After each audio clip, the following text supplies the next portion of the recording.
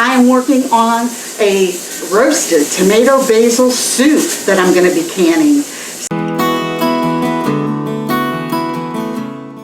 Hi everyone, welcome back to our channel. My name is Nina, and today I am going to be doing a recipe that you can make just for supper or dinner, whatever, or you can also can it. Now, a friend of mine just gave me this recipe the other day. I have never tried it, but everyone says it's delicious. So I thought that you guys might enjoy it too. So what we're going to have is fresh tomatoes, some onions, some whole cloves of the garlic, Italian seasonings, whatever you want. I've got parsley, basil, and oregano. And then some olive oil. We're going to bake them in the oven until they're, the skin on the tomatoes starts blackening a little bit. And then we're going to puree them all together. And we're going to make some delicious soup that we can can and have for this winter when it's freezing cold here in Ohio or wherever you live at. Let's get started. Okay, the first thing, I'm going to go ahead and get started on getting the onion sliced up. I won't do everything in front of the camera. I don't want to bore you all.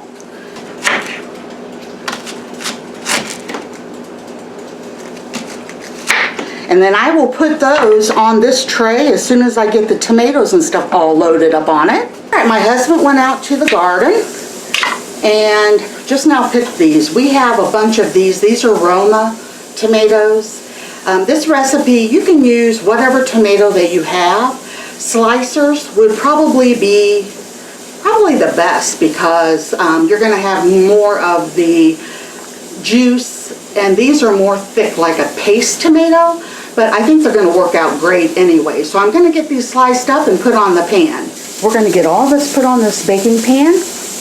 I'll drizzle it with olive oil and start your oven, preheat it for 450 degrees. It's going to take about an hour of baking these. Alright, as you can see, I've got this batch of tomatoes all cut up on the tray, parchment paper on there. We're going to bake them, like I said, at 450 degrees. But first, I'm going to drizzle some olive oil.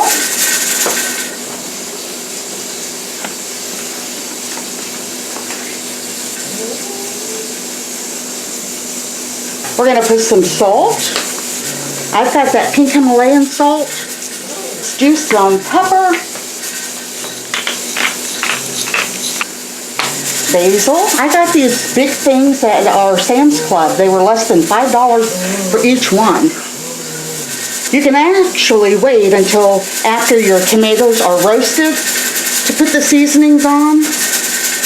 But I was reading that one lady likes to do hers as she's making the roasting. That way, all of the flavors get combined, and you don't have to put them all in a stock pot afterwards before you can to combine the flavors. They'll all be combined. So, all right, and this is parsley. I didn't put as much oregano. It's so strong. It's not one of my favorites, so. Alright, let's get this in the oven. I decided to go ahead and put the sweet pepper and the onions on their own tray so that the olive oil that I put in here with the seasonings, I could just dump every bit of this into my food processor, and that way I'll get all the oil infused Italian seasonings into the soup.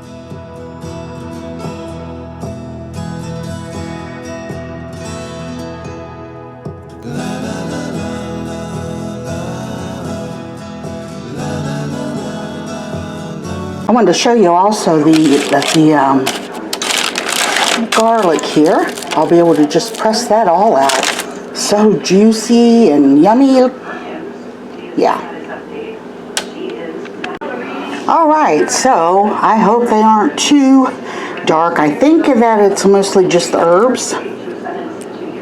They got the darkest. And it doesn't taste burnt. So I'm going to get these all put into the food processor. And you know, these tomatoes, they don't have a lot of liquid in them. They do have a lot of paste, but I'm thinking it would probably be a good idea to have several types of tomatoes, because I would have liked to have more juice. Okay, because the other ones were so dry, I'm gonna do only the tomatoes with some olive oil, no salt, no nothing. And I'm gonna put these in the oven, but I'm not gonna leave them for an hour, even though I kept checking the other ones. Yeah, they're totally dried out. So that's why I like to give you guys, when I have a fail on something, I also like to give you ways to fix that, and I'm hoping this is going to be the way to fix that fail, because it's way too dry. There's not enough moisture in it. I even put water in it, and it's not the way it should be. So let's try it again with these. I'm going to leave them in just for a few minutes, just to get the moisture to grow out of them a little bit, and then I'll let you know how it turns out. Okay, that is what we needed. So that worked. Just as a tip, if it ever happens to you. So now I'm going to can it, and yes, it's going to be thick, but when you open it up, like I said, you're going to add like a cup of milk or cream or water if you like. So let's get this canned. Alright, they are done. Just took them out of the canner.